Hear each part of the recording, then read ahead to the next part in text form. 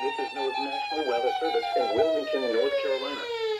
The preceding signal was I accidentally turned my flashlight on because that was so quick. During potentially dangerous That's how quick weather I was trying to situations, work. Specially built receivers can be automatically activated by the signal to warn of the impending hazard.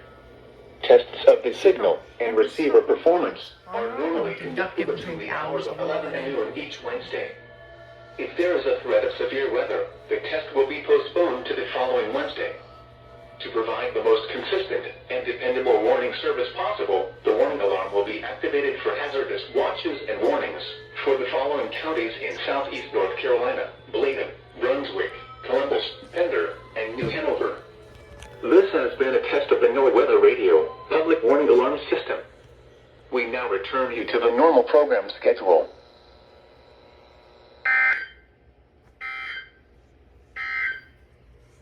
The next 4 times and nights the beach will be a low tide.